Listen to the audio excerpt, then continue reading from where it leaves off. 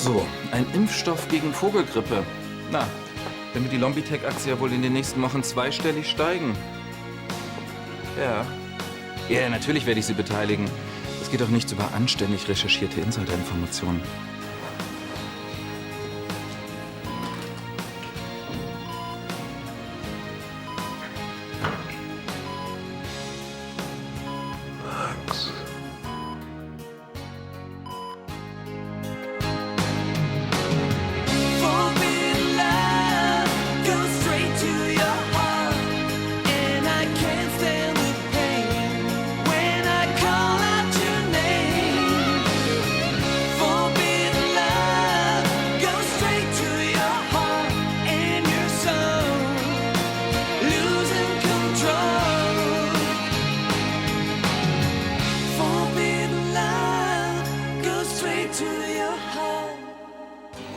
Morgen. Hi, Nathalie. Sag mal, warst du gestern noch bei Gregor im Krankenhaus? Ansgar und ich schon, ja. Und, wie geht's ihm? Unverändert. Wir spielen ihm seine Lieblingsmusik vor, reden mit ihm. Aber er liegt einfach nur da. Aber irgendwann muss er doch reagieren. Die Frage ist nur, wann. In einer Woche, in einem halben Jahr oder vielleicht nie? Ihr dürft nicht aufgeben. Wir nicht. Aber andere haben das schon getan und Gregor längst abgehakt. Bevor er gefunden wurde, hast du alle Welt verrückt gemacht. Hast vor unserer Wohnung kampiert. Und jetzt, wo du weißt, dass Gregor lebt, geht dich das nichts mehr an? Doch. Warum besuchst du ihn dann nicht? Du würdest es sowieso nicht verstehen.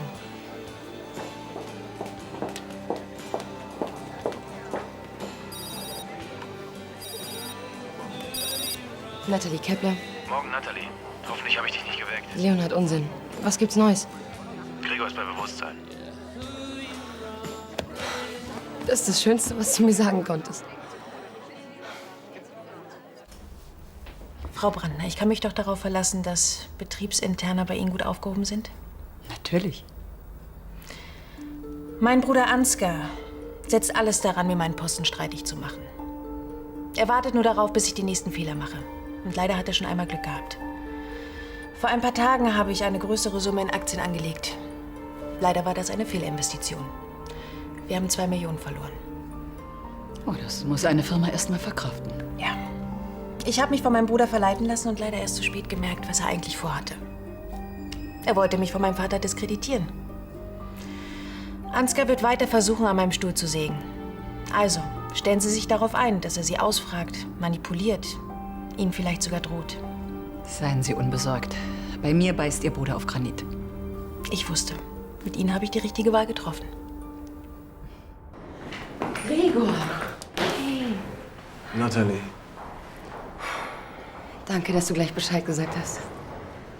Schöner als jedes Weihnachtsfest, oder? Gib's zu, Leonhard hat dich so lange mit Odo Fröhliche genervt, dass du aufgewacht bist. Ihr zwei könnt euch wirklich auf die Schulter klopfen. Die anderen Patienten haben sich schon beschwert, weil es hier zuging wie im angesagtesten Club Düsseldorfs. Ansgar und ich, wir haben dir deine Lieblings-CD mitgebracht. Ja, und wenn ich nicht aufgepasst hätte, dann hätten sie noch einen halben Zoo angeschleppt. Naja, aber scheinbar hat's ja geholfen. Der Hubschrauber.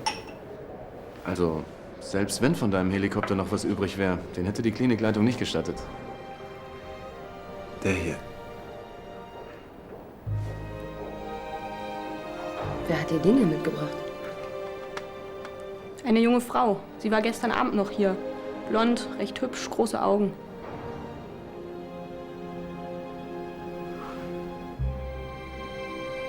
Max. Morgen. Morgen. Von mir aus können wir sofort los. Oh, ich bin eigentlich noch viel zu früh. Oder ist dein Bruder schon weg? Sorry. Lust auf ein frisches Brötchen? Morgen. Morgen. Guten Tag. Hallo, Paul. Hi.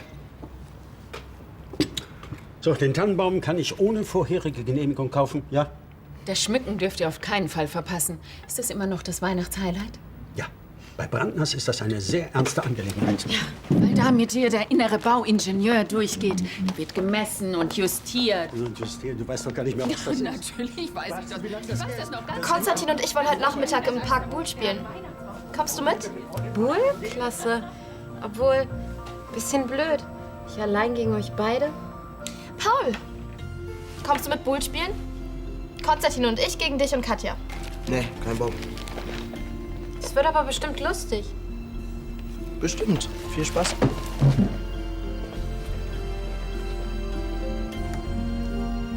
Er ist ein Morgenmuffel. Du kannst dir was drauf einbilden, dass er überhaupt mit dir geredet hat. Lisa, das war eine 1A-Abfuhr. Richten Sie das Büro ganz nach Ihrem Geschmack ein.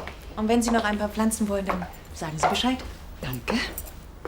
Frau Brandner, Guten Tag, Graf Lahnstein. dürfte ich mal erfahren, was Sie schon wieder hier wollen? Frau Brandner ist meine neue Assistentin und wir haben noch einiges zu besprechen. Wenn du uns dann also bitte allein lässt? Ja, unter diesen Umständen muss ich Frau Brandner doch angemessen in der Holding willkommen heißen. Dankeschön. Soll ich erst mal in die IT-Abteilung meinen Computerzugang einrichten lassen? Eine gute Idee. Gut.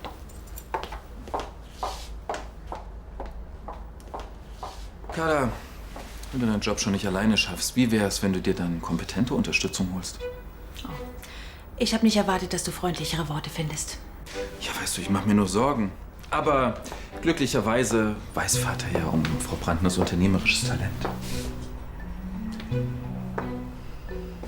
Ich könnte mir sogar vorstellen, dass er schon bald die angemessenen Schritte einleitet, bevor du die Holding völlig in den Ruin treibst. Das wird nicht passieren, Ansgar.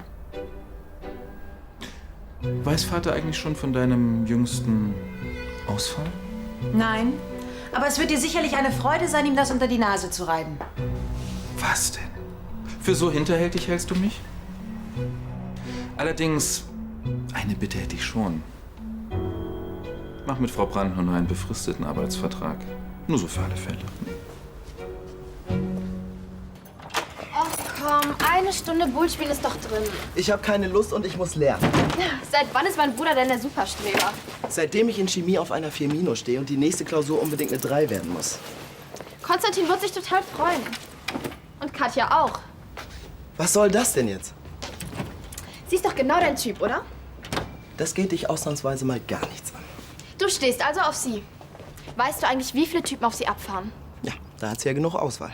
Du hast doch nur Schiss, dich vor Katja zu blamieren. Stimmt, eine Buhlkugel kann ich ja nicht übers Netz pritschen. Langsam glaube ich, du hast Angst vor Frauen. So ein Quatsch. Ich brauche nur niemanden, der mich verkuppelt. Kapiert? Leo, was machst du denn hier? Hey, gute Nachrichten überbringen. Na? Gregor ist aus dem Koma aufgewacht. Oh, Gott sei Dank. Aber das hättest du mir doch auch am Telefon sagen können. Ja, schon, aber die Sache mit Vater geht mir einfach nicht mehr aus dem Kopf. Ich dachte eigentlich, ich hätte mit ihm abgeschlossen, aber jetzt muss ich die ganze Zeit daran denken, wie lange er wohl noch lebt oder ob es überhaupt noch Hoffnung für ihn gibt. Geht mir genauso. Leonard, na? Du stellst ja nicht etwa unseren Leo hier als Praktikanten ein, oder? Und falls du es tust, sei vorsichtig, dass er dir nicht deine Freundin ausspannt. Du weißt ja, wie gern er in fremdem, ich meine, in familiärem Terror wildert. Hm? Wie hältst du das mit diesem Idioten eigentlich aus? Ich kann Vater schlecht vermitteln, dass ich ihn ins Ausland versetze. Ach, mir würden da schon ein paar nette Orte einfallen. Ja. Er hasst dich, nur weil du die Holding leitest. Ansgar bringt mich so aus dem Konzept, dass ich einen Fehler nach dem anderen mache. Ich weiß nicht, wie lange ich das noch durchstehe. Hey. Hey, wie geht's, Gregor? Er ist noch sehr schwach, aber ansprechbar. Gut. Entschuldige, ich war heute Morgen nicht besonders nett zu dir. Warum hast du mir denn auch nicht gesagt, dass du bei Gregor warst und ihm diesen Hubschrauber-Anhänger gebracht hast? Ich fand's nicht so wichtig. Die CD ist der Frosch. Es war alles umsonst. Durch deine Aktion ist er aufgewacht. Und er hat gleich nach dir gefragt. Was reden die denn da über Gregor? Der ist mit dem Hubschrauber abgestürzt. Was? Schlimm? Rippenbrüche, Lunge durchbohrt, Milzriss. Der Heli ist Schrott. Shuttle-Service gibt's nicht mehr. Vergangenheit. Warum hast du das nicht sofort gesagt? Ein Vater bittet seine Tochter nicht gerne um Arbeit. Wer redet denn bitte schon von deinem Job? Ich muss sofort zu Gregor. Willst du gleich zu ihm? Zuerst muss ich Cecile helfen und danach... Ja, danach fällt dir bestimmt gleich noch eine Ausrede ein, warum du auf gar keinen Fall zu ihm kannst. Ich verstehe dich nicht, Max. Manchmal denke ich wirklich, ob ich den Post nicht einfach an ihn abtrete, damit endlich Ruhe ist. Hallo? Das wirst du nicht, verstanden? Natürlich nicht. Vater muss doch merken, was der für eine Nummer abzieht. Ganz im Gegenteil. Er ist zurzeit richtig begeistert von ihm. Wie bitte? Oh ja? Unser lieber Ansgar hat plötzlich den Familiensinn entdeckt. Und du glaubst gar nicht, wie sehr Vater das beeindruckt. Dabei ist alles nur Taktik. Und wenn Ansgar erfährt, dass ich dir von Vaters Tumor erzählt habe... Hat er noch mehr Grund, gegen dich zu hetzen, verstehe. Ich werde mit keinem Menschen darüber sprechen. Versprochen. Danke. Trotzdem, auch wenn die Sache unter uns bleibt, ich weiß nicht, ob du Vater noch mehr verheimlichen solltest. Die Fehlinvestition. Damit bietest du Ansgar eine riesen Angriffsfläche. Oder vielmehr sogar die Möglichkeit, dich zu erpressen. Ich schaff's nicht, Vater diesen Fehler zu gestehen. Vielleicht lieber so, als wenn er es von Ansgar erfährt.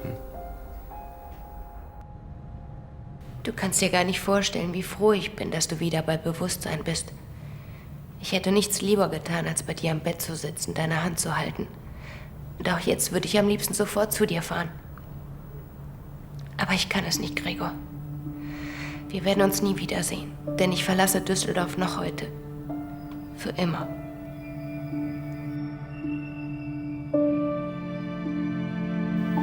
Ich habe dir schon genug Unglück gebracht. Von Anfang an.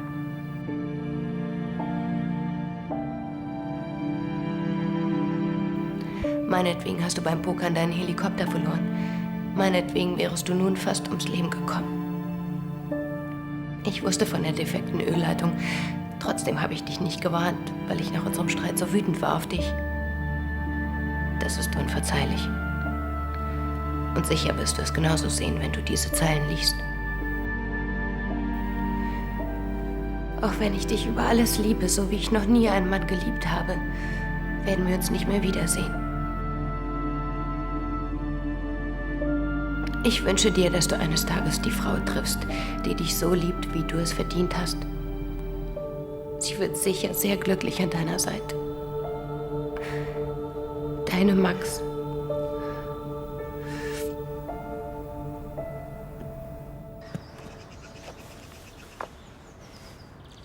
Pass auf. Ich erkläre es dir nochmal. Bei dem Spiel geht es nicht darum, die Kugel möglichst weit weg von dem Schweinchen zu werfen, Ich bin sondern... nur mal Tierfreund. Ach so. Und wenn du wolltest, würdest du die kleine Kugel natürlich auf Anhieb treffen, ja? Ich kann das einfach nicht. Das arme Schwein. Außerdem könnte ich jetzt mal eine Pause vertragen. Ja. Und einen Kuss?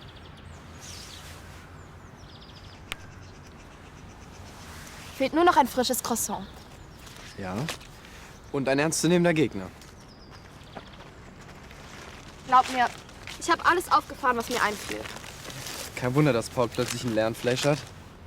Er soll sich nicht so anstellen. Seit Ariane hat er keine Freundin. Und Katja ist gerade wieder solo. Findest du nicht, die beiden würden gut zusammenpassen? Ja.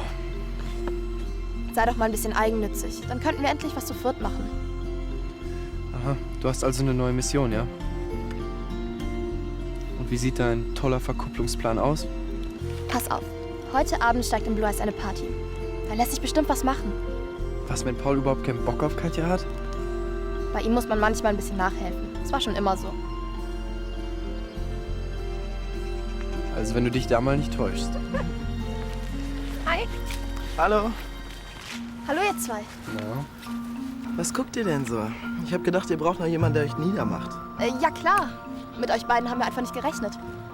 Naja, wir mussten halt noch eine Teambesprechung abhalten. Und jetzt könnt ihr euch warm anziehen. Stimmt's?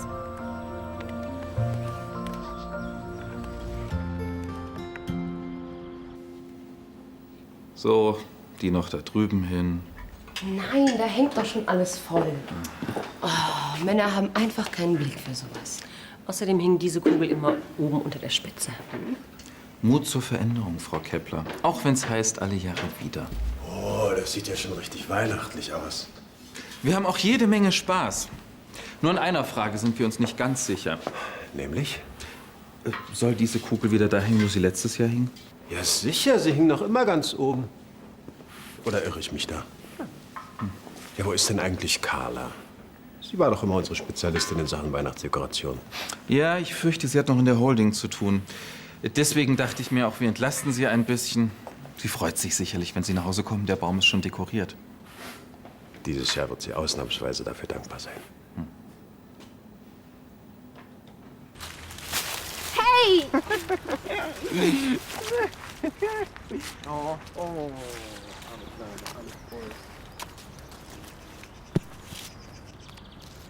Pool ist einfach nicht mein Ding. Wieso? Das war doch gut. Ziemlich gut sogar. Wenn du lieber mit Konstantin spielen willst. Nee, der hat gerade was anderes zu tun. Ziemlich nervig, diese verliebten Pärchen immer. Lass sie doch. Ich bin froh, dass ich meinen Typen los bin. Endlich kann ich wieder tun und lassen, was ich will. Ich bin auch froh, dass ich keine Freundin habe. Wenn ich sehe, was bei denen manchmal abgeht. Konstantin, was machst du denn morgen? Konstantin, rufst du mich an? Konstantin, mit wem triffst du dich denn? Konstantin, wir waren noch verabredet. Genau deswegen habe ich mich von Ingo getrennt. Ich konnte überhaupt nichts mehr alleine machen. Ständig stand er auf der Matte.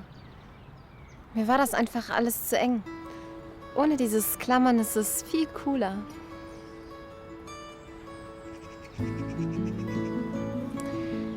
Ich finde dich übrigens auch ziemlich cool. Und verdammt süß. Ist doch alles ganz easy zwischen uns, oder? Logisch, voll easy.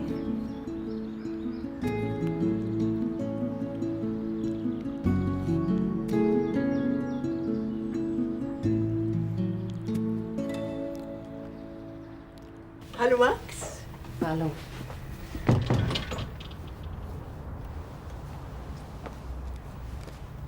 In welchem Film hast du denn das wieder gesehen? In meinem eigenen. Komödie oder Melodram? Ein Dokumentarfilm. Gregor ist wieder bei Bewusstsein.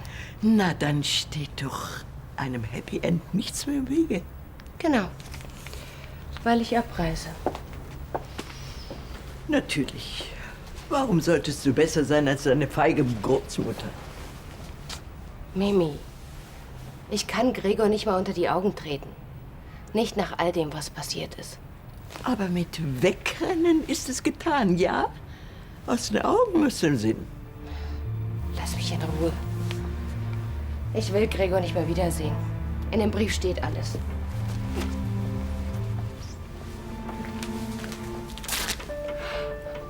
Was? Spinnst du?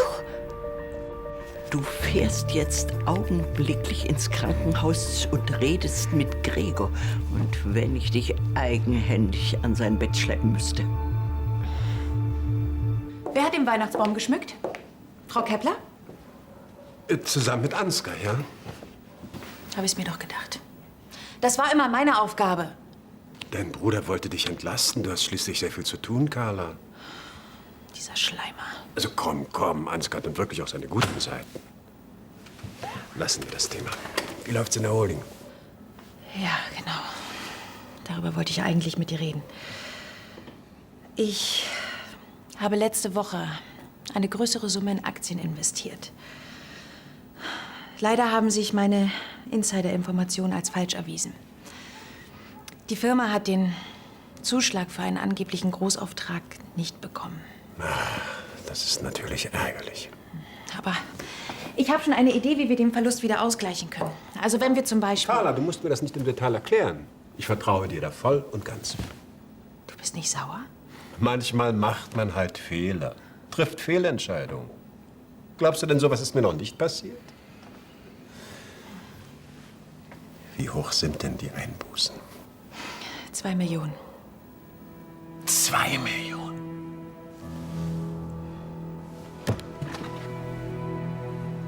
Carla, wie konntest du dich denn derart verspekulieren? Das passt doch überhaupt gar nicht zu dir. 2 Millionen? Also, woher hast du denn diesen Insider-Tipp? Von Ansgar. Ich habe ein Telefonat belauscht und es klang einfach zu gut. Vater, er hat das nur inszeniert. Es war eine Falle. Ansgar hat mich absichtlich ins Messer laufen lassen. Carla, was redest du denn da? Und jetzt mal der ausführliche Bericht. Warum bist du doch noch mit Paul beim Buhl aufgetaucht? Das war der absolute Hammer. Hat er dich etwa in der Schule abgepasst, ohne mir einen Ton zu sagen? Er hat mich auf dem Handy angerufen und mich total süß gefragt, ob ich Zeit habe. Und morgen kommt übrigens so ein neuer Konditionsheini zum Training. Ich weiß noch gar nicht, ob ich hingehe. Ach ja, du musst dir deine Kräfte jetzt für was anderes aufsparen, ne? Ja, Katja, da läuft doch was zwischen euch, ne? Bist du blöd? Also entschuldige, aber vorhin im Park sah es nicht so aus, als hättet ihr euch nicht leiden können. Die ist ganz nett. Küsst ganz gut. Aber das war's. Mehr nicht. Mehr nicht. Und der Kuss ging eindeutig von ihm aus. Meinst du, was mit euch? Das wird was Ernstes? Wieso nicht? Ich habe es natürlich nicht zugegeben, aber ich bin ganz schön verknallt in Paul.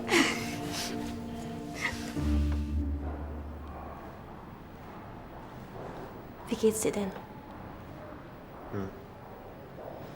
Du bekommst sicher starke Schmerzmittel. Aber du wirst doch wieder gesund. Das wird schon. Hauptsache, ich kann wieder fliegen.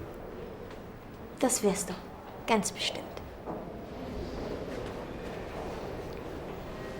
Max. Du hast Besuch? Ich kann ja ein andermal kommen. Nein, ich wollte so gerade gehen. Ich besuche dich wieder.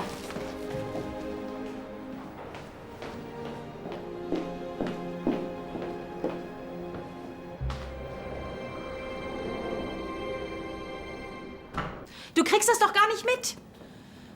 Und eigentlich wollte ich dich damit auch nicht belasten. Aber Ansgar macht mir das Leben zur Hölle. Indem er für dich den Weihnachtsbaum schmückt? Also bitte, Carla, dieser Vorwurf ist dann wirklich ein bisschen lächerlich. Ja, natürlich ist das ein schlechtes Beispiel. Aber glaubst du allen Ernstes, Ansgar hätte plötzlich die Nächstenliebe entdeckt? Also Carla, bitte, komm, ja? Nein, Vater! Er macht das aus Berechnung, um dir zu suggerieren, ich hätte meinen Job nicht im Griff. Aber ich lasse mir das nicht gefallen. Wenn Ansgar unbedingt will, dann schieße ich zurück.